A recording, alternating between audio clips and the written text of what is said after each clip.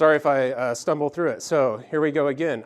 Same thing that Sydney just read for me. Yep, my background's in advertising and graphic design, freelance photographer for lots of people.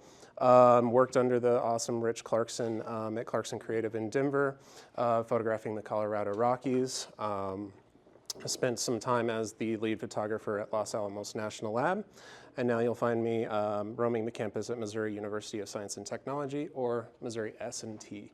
And yes, like Stephen Bridges, I also lay down on the job.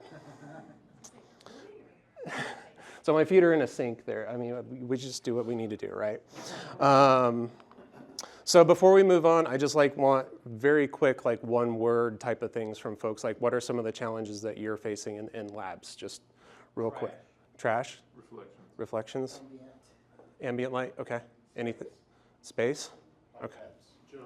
Repetitiveness. You said pipettes? Okay. I'll do my best here, okay?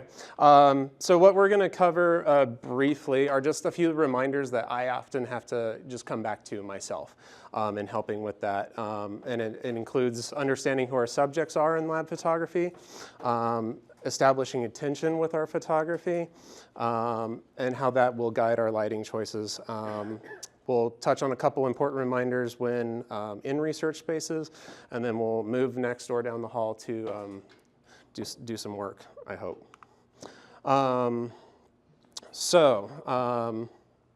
First, I just want you to kind of internally think about what is what your most consistent work is, and does that align with maybe a personal interest or something that you understand? So, easy example, because we just saw Rod Marr this morning, is how many people find their best work is most consistently in sports. And is that something that you understand and you're interested in? So, yep, old unrelated work. Before I started at the National Lab, I hadn't shot research, but I had done a lot of different things. Some of what I enjoy most is sports, unique environmental portraits, sports portraits. And my journey with light was influenced by cinema, movies. That cinematic look, and some awesome mentors like Dave Black and Joey Terrell.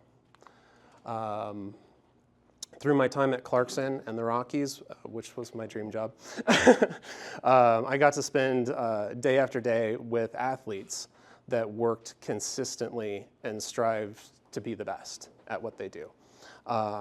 So when I got to the National Lab, I kind of approached those researchers in the same way. These guys are the all-stars in their field. They've worked their entire careers to get to that point, so why not photograph them with that, that same reverence? So thinking about our subjects could be people that are making enormous impacts on the world. And like I said, they work hard their entire careers and work constantly to be the best in their fields. And we have to think about how often these people are photographed, and maybe they're not used to that the way that maybe all-star athletes are. And they certainly don't seek out that attention the way that maybe some athletes do, right? So just for examples here, on the right, a woman named Betty Korber. She was the R&D Scientist of the Year 2018. She's the one that developed a mosaic HIV vaccine that's in stage 2 human trials right now. And then we have one of our faculty who just passed away, who was a fellow of American Association for Advancement of Chemistry, I believe. So very high up in their field, very shy from the camera, right? So, rapport. As we move into shooting those labs, it's incredibly important to know our subjects and understand their process. So the first thing that I do when I get into a lab space is establish what physical actions they perform, so I can photograph them correctly, and understand if there's specific things that we need to do with our lighting. And it also builds trust with them by showing that we actually care about what they're doing. So on the right, we have geologists trying to understand how core samples are used to find critical minerals. to most of us, we have no idea what the heck that is, but spending a little bit of time with them, figured that out. Understanding the work of Dr. Coventine, know that most of the stuff is UV reactive, blacklight reactive, which made the lighting a little bit tougher to do there, especially since we didn't have black lights. And then if you can, find out the why. Find out why people do the work that they do. It's incredibly powerful when you find out why somebody does something and if there's a reason why they went into that type of field. This will help them open up to you and connect with you. And you'll get a lot of different expressions throughout the session that you probably wouldn't get. And you're sent to go photograph somebody with their lead block. If you get to know them a little bit, they might show you the golden pyramid that's in the closet that you can come back to and photograph later, right? How we approach our shooting and our lighting is going to greatly depend on the brand that you're shooting for, the medium and the purpose. So there's a big difference for shooting a billboard and a small web ad and a grant proposal, right? And are we there to photograph the equipment, the little laser that breaks things up and makes microchips, or are we there to photograph the person that built the laser with the equipment? Those are some things to take into consideration. A big thing that I harp on is, are we telling a story, or are we just telling a sentence of the story? So determine what you need to do with the photo. Does it need to include multiple details? Does it need to talk about everything? Or in some cases, maybe you only need to tell that sentence to get somebody's interest piqued. I can tell you this image is from a giant green pipe that is very uninteresting, but that little porthole is pretty cool and might pique your interest to see what it is, where the image on the right, at a glance, we can kind of pick apart and see what she's doing from the other things that are in the photo, right? Our environment and our composition is also going to help us determine what lighting we need to do. Just by establishing that, you can figure out what you need to do with your light. So like the image on the right, in the forge there, the oven is going to help determine the light, and the hot roller is going to help determine the light. So there's some flashes in there that mimics the colors of that in the silver suit. And then this chamber, I'm only shooting through a little tiny window in the back of the chamber. So I've got a lamp clamped inside the chamber to light it up and lighting him through the doorway. So kind of limited, but establishing what that frame's going to look like and then lighting to it is pretty helpful. So more on techniques and light. It says please flash if you can't read it in the back. It's from like a restaurant in Chimayo, New Mexico. So a little bit on techniques and intent. I'm going to speed this up so we can make sure we get over to the lab in time. Motivational light. This is kind of that cinematic thing. Build off the environment that you're shooting in and identifying what sources of light are in the frame or just outside of it that would influence your light. When it makes sense, find ways to replicate that light or place lights so the viewer might even know that the photo was lit. And so that's, to me, the foundation of cinematic lighting. So like the image here on the right, we've got the work light, so that's kind of influencing, I need a light on her face, which is just a speed light on a shelf, modified by a Kim wipe taped to it. And then there's an umbrella that's coming through the doorway with the color of the natural light. And then this one, there's actually a little speed light in the forge making it glow. And the light here told me I needed a light from that direction. And so that's what I did.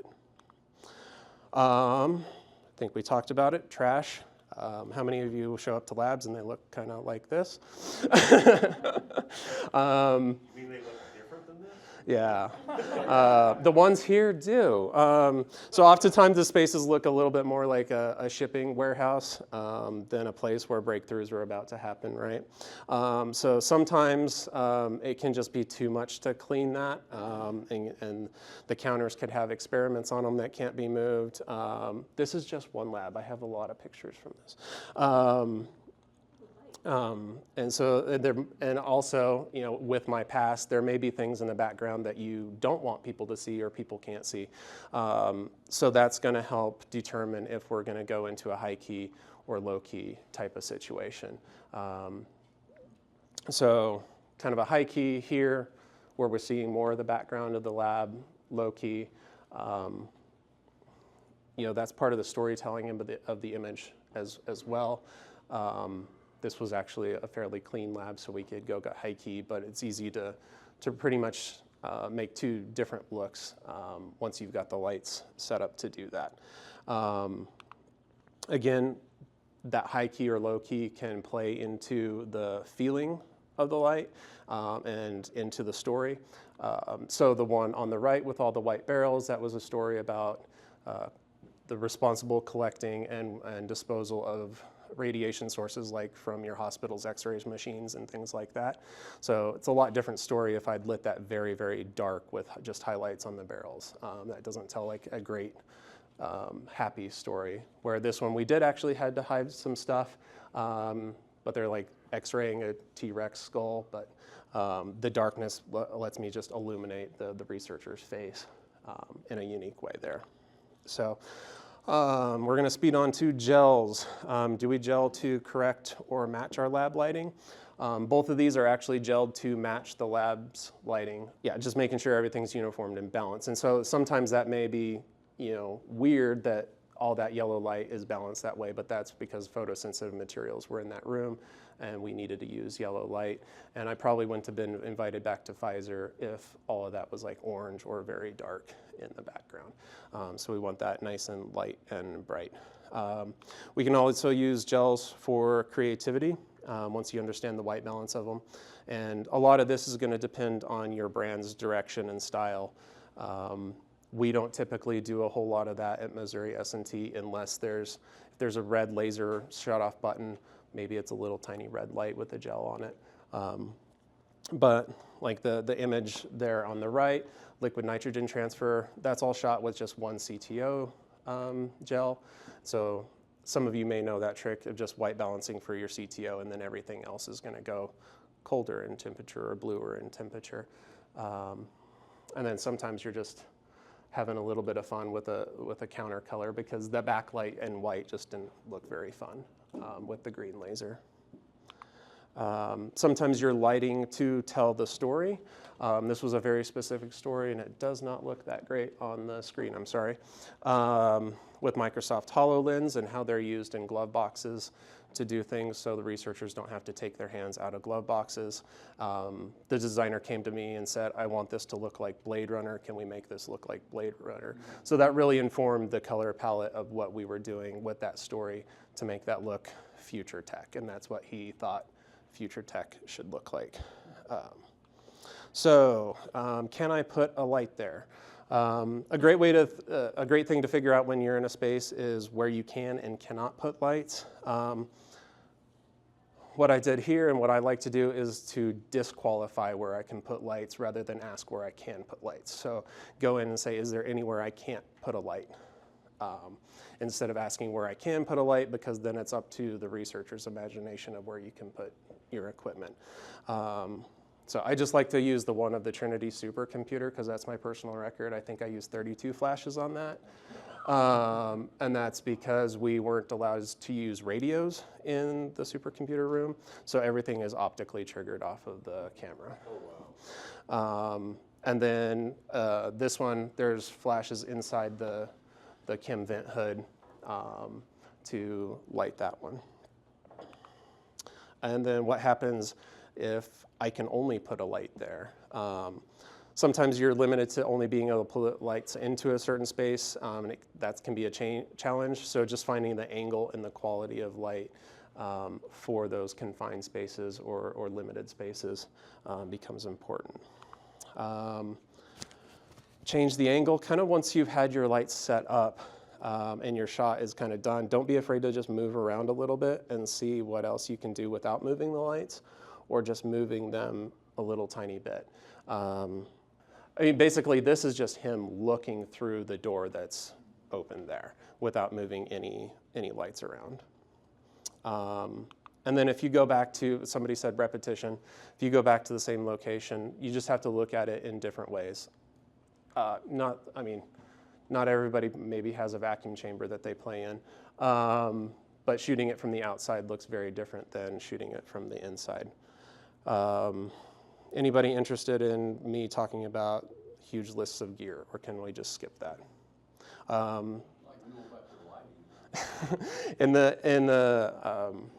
In an effort to kind of speed things up and keep us on track, maybe we'll just, I can give you screenshots of this kind of stuff if you want me to, and I can tell you what's in there. Basically, everything I has got to have wheels so I can get it around campus easier. Bag, lots of stuff. Bag, lots of stuff. Okay. Safe and authentic. Just a couple of quick notes. Above all, we have to make sure that what we're doing in the images is safe and accurate, and always show subjects in any required PPE. We don't want to ever photograph people working incorrectly, like pouring chemicals above their eyes, pipetting towards their face, not wearing safety glasses when they need to, using equipment incorrectly. Many lab spaces are going to include special safety consideration, and you got to establish those ahead of time with your researcher or your subject, because they're the ones responsible for it. So it's not uncommon for me to be out with explosives with what we do at S&T, maybe 3 or 4 times a year.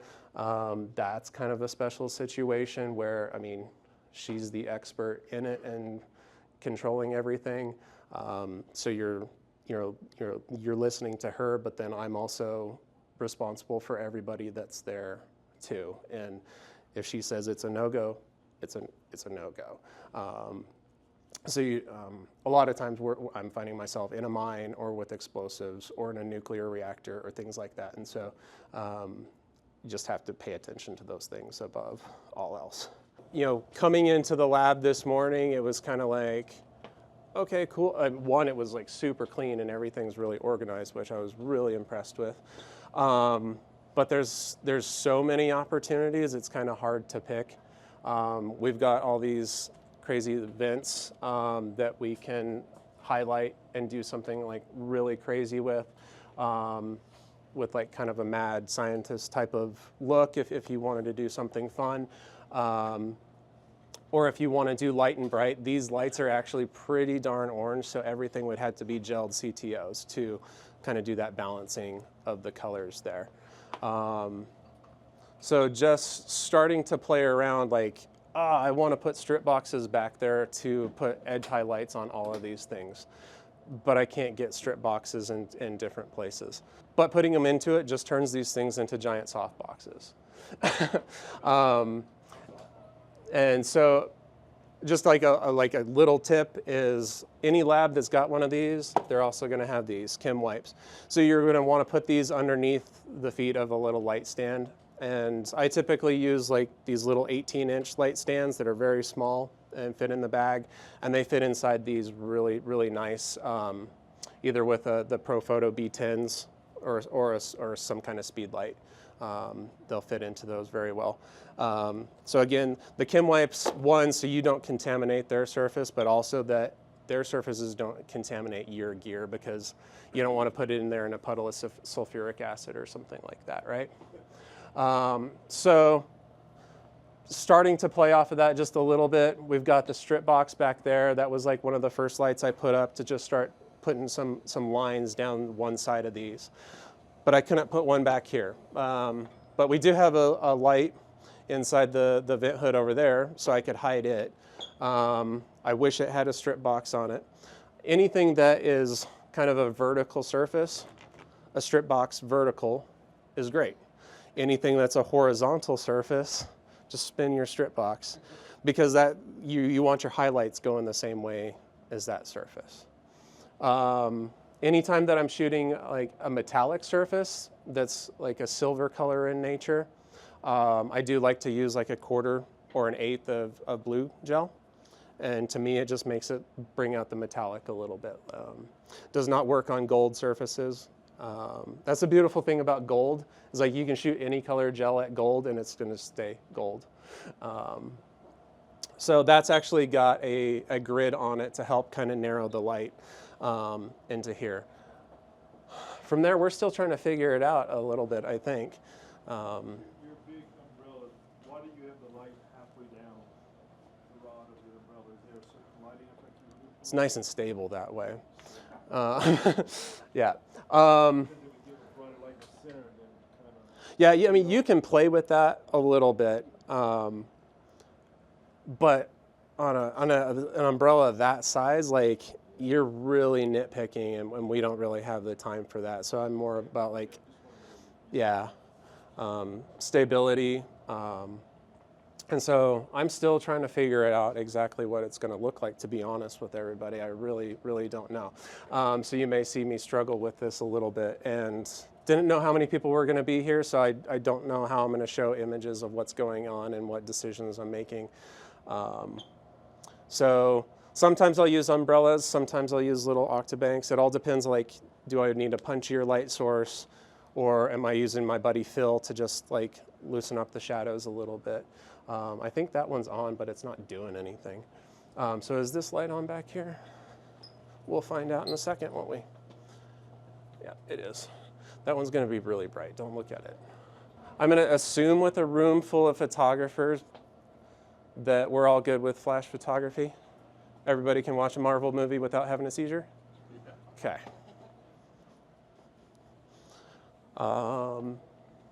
That light may flash. I don't think it's that high of a power. Okay, it's off. Okay. All righty. William, you want to pop up there? We'll see what everything looks like.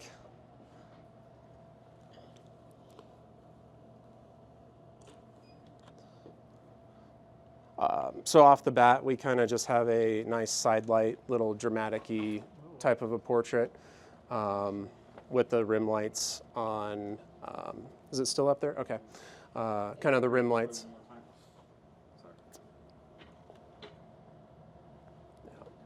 Got those edge lights going down these cool, like, Dr. Seuss style vent hoods there.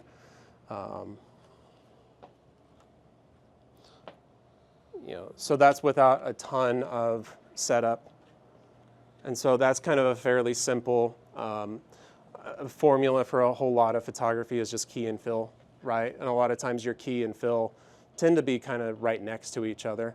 And so you're trying to overpower ambient and where with this. Oh, I'm at what, ISO 100, 1/60th of a second, 5.6. So if I shoot at the lights and include them in the scene, I'm actually going to see them. So I might actually ask Matt to turn off the lights instead of shoot me. They're right behind that strip bank if somebody wants to grab the one. I think it's the right-hand switch that's above the Gatorades. Gotta get blog content, you know how it is. Oh, the other one. There we go. So that's an easy way to eliminate that if I wanted to open up my frame just a little bit more and include the ceiling.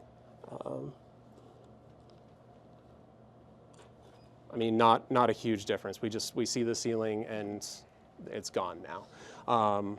So, I mean, we can turn them on for the, are you still, yeah, we'll turn the lights back on. So for the sake of time, we could pretend all of our stuff is gelled CTO. And if we wanted to make this light and bright, I can maybe jump my ISO a couple of stops, ISO 400, and then just set all my lights to master, and I'm going to drop everything 2 stops to compensate for that. So my exposure is the same. It's a little lighter, little brighter. If I drag my shutter down to like 30th of a second now, we can all pretend, right? So we're going to have like some yellow floating in from the lab space that would be white if everything was gelled, right? So if you kind of set your stuff up for that in the beginning, it's easy to kind of like knock off the room lights, darken everything down. You guys interested in seeing this at all? So we just have to pretend everything's gelled. Or there's a whole lot of gels back there. We can go around and tape stuff up if we need to. So. Quick question about the slides you showed a little earlier. Yep. Your equipment and everything you bring with you. Yep. Do you have a comprehensive list of all the gels that you bring to any shoot? I don't. So I use some gel sets from Profoto that they don't make anymore. I use them when they made them like this. You can pass them around, they're BYUs. And they just clip on to like a grid holder and they go on the front of the lights. And Profoto switched how they were making them, and it's a bummer because I really like that system. And now they make them like you just clip on one gel at a time, and so they can sell you one gel at a time. But now I just buy gels and cut them the shape that I need to and fill up my stuff. So I'm going to play with this new lens that Nikon let me borrow. And we'll see what this looks like. Oh, that's really close. I'm going to have to squeeze in here, guys. William, look just slightly less angry. Okay. All right, I'm going to go back down to that darker look, I think. You're looking pretty intense. How many stops did we do? 2? All right, let me just check that out again. Okay, so now we're kind of back to that little bit dark. I think we need a little bit more fill light. Is that bumping up at all? Okay.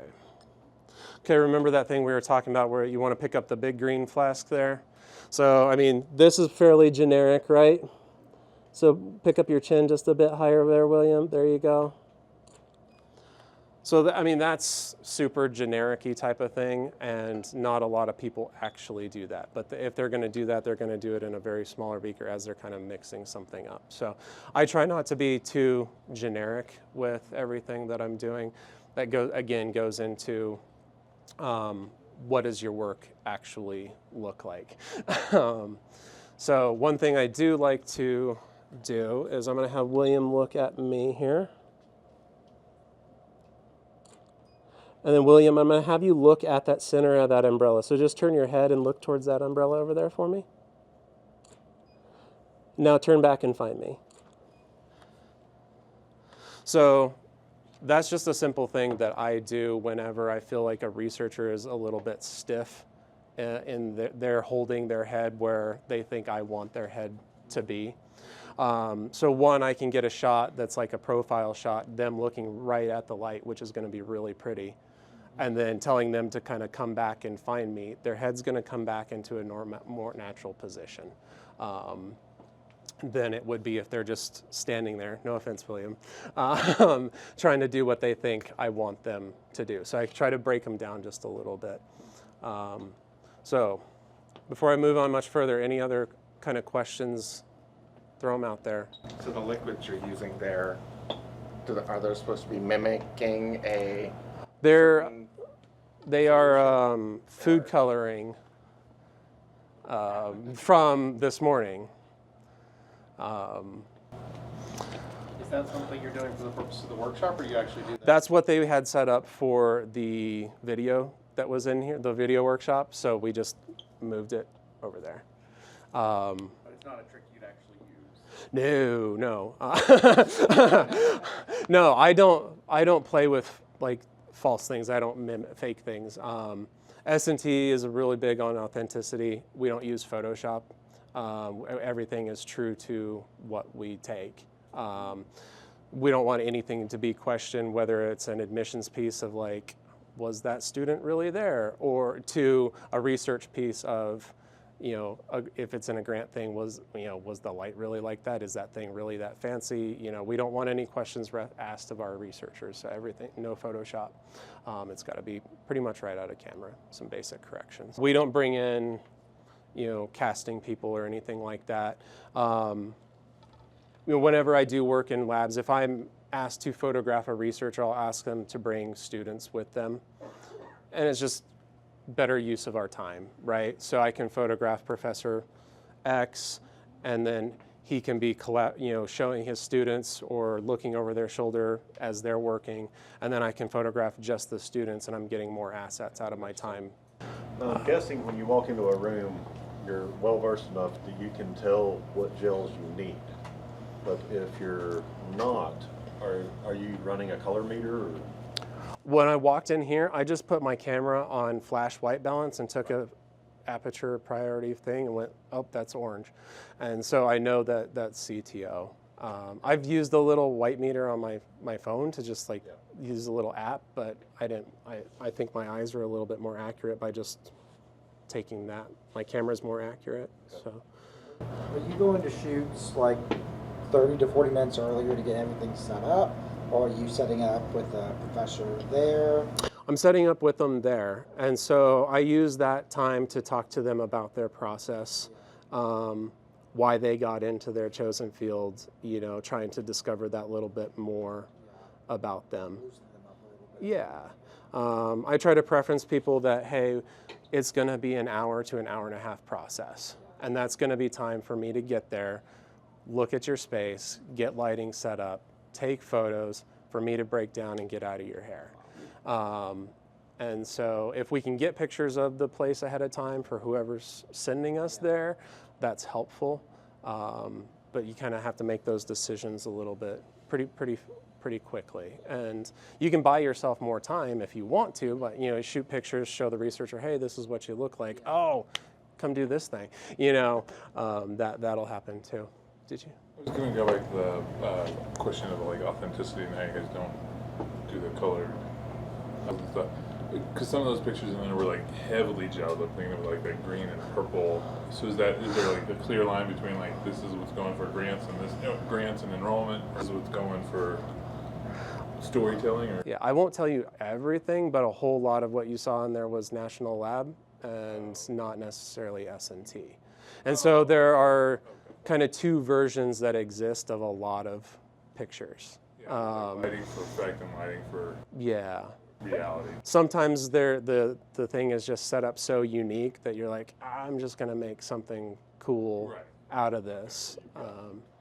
Yeah, and so sometimes I've called it Ghostbusters lighting at times, like you're just using kind of unreal colors that don't exist there, but it can be just kind of fun. Yeah, some of that is, like I said, you can use those gels to do that story. Like art director says, I want this to look like Blade Runner, and we're doing the whole layout this way, and I'm going to do these graphics, and so we're using gels to shoot for that. Other times it was like, you know, this laser's super green, and I need an edge light, and the white light just didn't look great, and so I just chose a color that's kind of a little bit complementary to it, not perfect, because who wants to see red and green? But that helps separate that person out of the background and add to it a little bit. Yes, ours are this like universal lab design, and it's like an aisle like this. All these benches are built to the ceiling. So I have this alley to photograph, and so if I were to photograph him, I have to photograph through from one through the other, and I can't cut shelves down. I can't do anything like that. So most of our angles are going down. So could you guys hear that? I'm sorry. So we kind of deal with those shelves. One of my favorite solutions are these 1x3 soft boxes, these little strip boxes, and a small strobe, because they will fit onto one of those shelves incredibly well. You can put those up in and hide them in a shelf. And if you line them with the same direction of the room lights, because that's generally how those shelves are lined up too, firing that, you'll get a really nice quality of light on their face at that angle. And if there's any reflection in glasses or anything, it's just going to be mistaken for your room lights too. A lot of times they're not moving. Like, you don't even get the opportunity to shoot between because there's so much equipment and whatnot. Yeah. You can't mess with. So most of our shots are down the alley. Yeah. So I mean, it's worth it to work around that and shoot through some of the shelves if you can. Are there cabinets with glassware or anything like that? They have like those, you know, these hallways, and then they're like bays, if you will. So they have, but it's all the same design. They have this area. What they have is a central area in the middle between the left and the right side of the building that is where the tissue culture and things like that are. And they're generally so crammed with stuff that type is generally the way they have to operate. Yeah, and that's where probably some smaller lights are a blessing for you there. I mean, you're not going to be able to set up an umbrella in one of those spaces unless it's a fill behind your camera. Sorry, I'm trying to answer and do chemistry at the same time.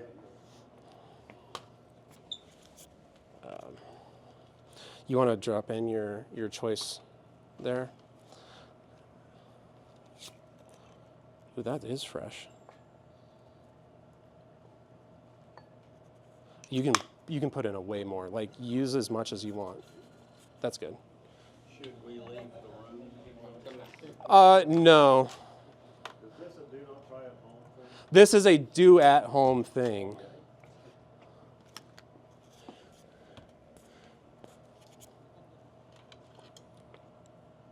Well, that's a waste. This is a just because we had a chemistry lab thing.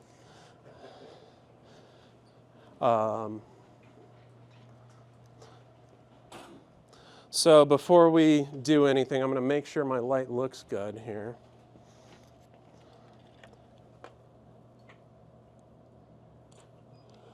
So William's actually doing some chemistry. He didn't think he was going to come here on vacation and do some stuff with us, but What was the powder? catalyst. I'll look for it. So we're going to move you over here. That's pretty good. I think it's pretty good. It's probably because there's a whole lot of it in there. Yeah. I can smell it working. Yeah, you just typically don't want to smell things in a chemistry lab. But I know what's in it, so it's all good.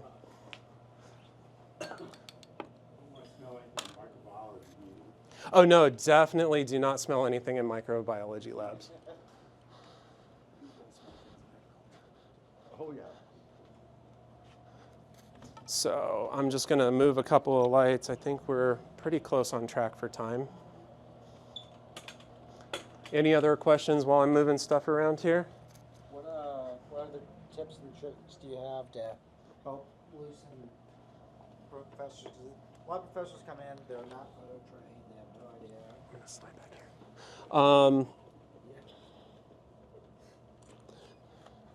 Well, I mean, I might just do simple things like I did, like not quite so angry. Yeah. I mean, that's just a simple break. William, you might look at me here. Go like 8% happier than that. So, are you ready to make a mess there? All right. I hope this works. And look towards me here. Yep. Yep. Look towards the light.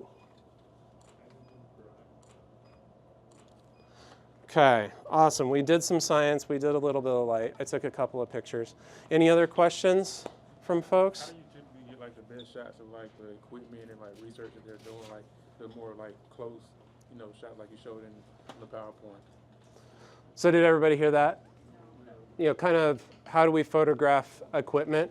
I think it's kind of understanding how the equipment works. Like these little guys back here, you put a beaker on them, you put a magnet into it, there's another magnet underneath it, it spins stuff round and round. So that actually can look pretty cool up from the top, or lighting it a little bit from the back, like you might with. What lens choice would you like select for something like that? Probably typically a 24-70, because anytime you get into your longer focal lengths, if you're going to use a macro lens or anything like your 70-200s, I think we probably all have a fairly solid understanding of, f5.6 at 24 millimeters is completely different than f5.6 at 200 millimeters. So I mean, you can use a 200 on that, but you're so razor thin on your focal plane that you're going to have to bring so much light to the party that it's not going to work. So I think, don't quote me on it, but I think we see basically in a 50 millimeter equivalent for our full frames. So that's probably a good place to start on the 24-70 and kind of go from there. Okay.